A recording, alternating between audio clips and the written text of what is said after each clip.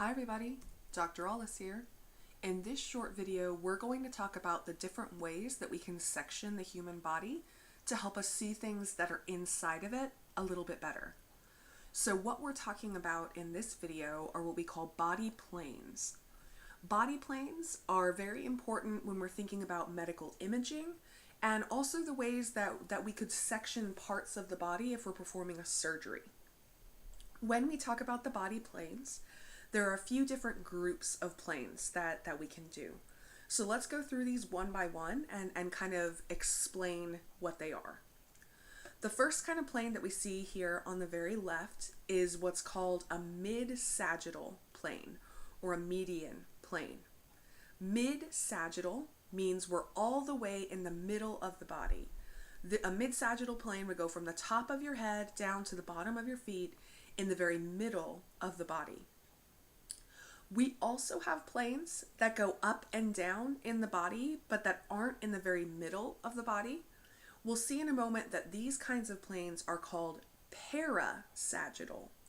So a sagittal plane always goes from the top of the body to the bottom of the body, dividing body parts into left and right. That would be a good note for you to make for yourself.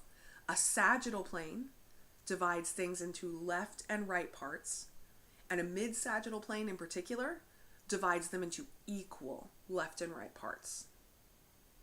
The next kind of plane that we see here is called a frontal plane, or you'll also hear it called a coronal plane. Coronal comes from the word corona, which means crown. Imagine that this plane cuts through the body in the same place that a crown would sit on top of your head. So a coronal plane generates front and back parts, or to use our directional terms, it generates anterior and posterior parts. A frontal plane or a coronal plane can be used to divide things equally or unequally. So there's nothing in its name that specifically tells us if it's equal or unequal cutting. The next kind of plane that we see here is called a transverse plane. A transverse plane goes from the front of the body all the way to the back of the body. This is a horizontal plane, meaning it cuts straight across you and it generates top and bottom parts, or in other words, superior and inferior parts. Again, a transverse plane could be used anywhere in the body. So we see it here right in the abdominal pelvic cavity. Oftentimes, a transverse plane will be used to look at different sections of the brain. It could also be used on something like the bones and muscles of a leg, for example. There are some body parts, though, where it would help me if I didn't visualize it in a straight line. Maybe instead of going straight up and down, or straight up and down, or straight across, maybe I need to go in at an angle. When I divide body parts at an angle, I'm using what's called an oblique plane. I'll show you some more pictures of oblique planes, but the big idea with oblique planes is they're always going to be at an angle. Maybe they're angled across from left to right. Maybe they're angled across from front to back. Oblique planes always at an angle. And we can't really name the kind of parts that they make because the kind of parts they make are a little bit funky. So let's go through and look at these planes a little bit more in depth. I mentioned this term before, but now you see it in writing. Let's underline, highlight, star, parasagittal. Parasagittal means I'm dividing the body from top to bottom, but I'm not doing it in the very middle of the body. Mid-sagittal planes equal left and right parts. Parasagittal planes unequal left and right parts.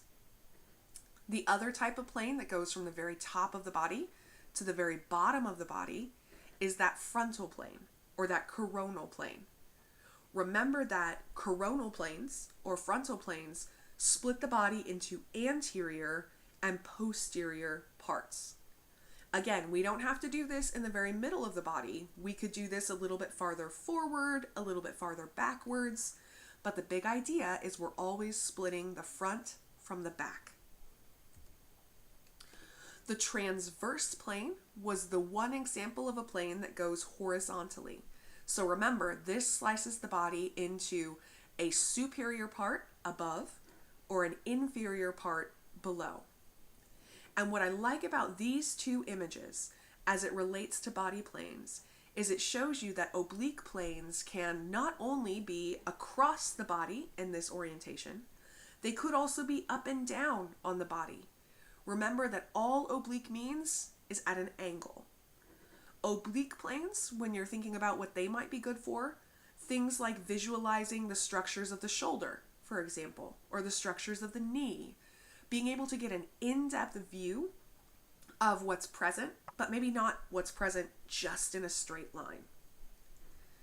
So to put all of these different planes next to each other, it helps us to see that we have two that are up and down, my sagittal planes, either mid-sagittal like this picture, or parasagittal, out a little farther. The other vertical plane is that coronal plane. Coronal dividing the body into front and back. The transverse horizontal plane, and my oblique planes that, remember, pretty much anything goes. So to tie it all together, or to relate it back to why we're learning planes, check out these three different scans that we see here showing us the same region of the body. We are looking at the thoracic and the abdominal pelvic cavity. When I look at the abdominal pelvic cavity using a mid-sagittal section, I see what's in the very middle of that cavity.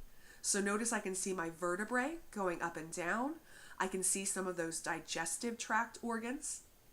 That's a very different view than if I cut that same place across, if I do a transverse section.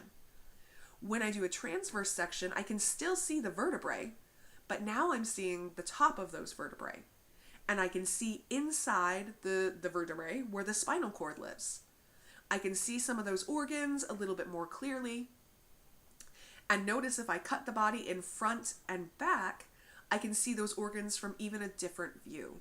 So depending on what a doctor is looking for as they're doing this diagnostic imaging, that will help them to know which kind of plane they'd want to use. We can also use these kinds of ideas when we're talking about making cuts during surgery.